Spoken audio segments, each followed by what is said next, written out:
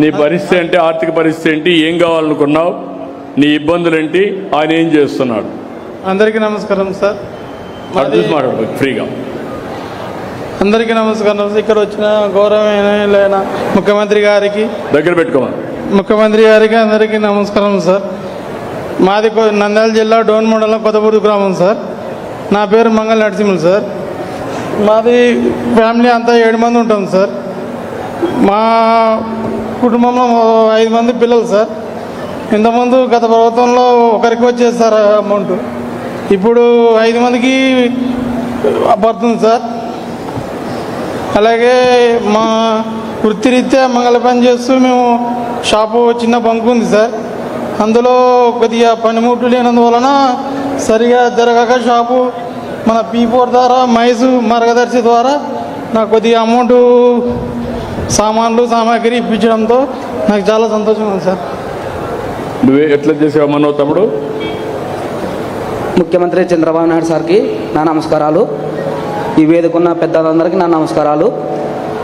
ఈయన చాలా పేద కుటుంబం సార్. అనేది మేము ఇది చేయడానికి మనం చిన్నగా ఉన్నప్పటి నుండి వీళ్ళ డాడీకి చాలా ఇబ్బందులు ఉన్నాయి.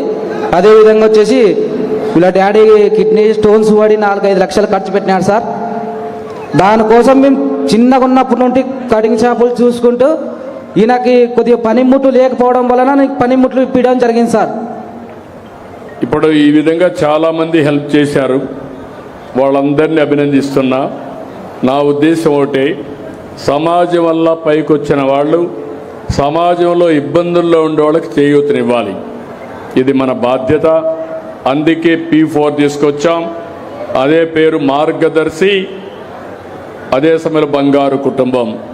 నేను పేరు కూడా పెట్టాను, MBK అంటే మార్గదర్శి బంగారు కుటుంబం.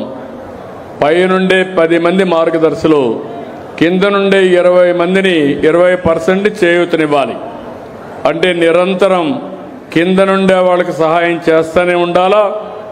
మెరుగైన జీవన ప్రమాణాలు రావాలి.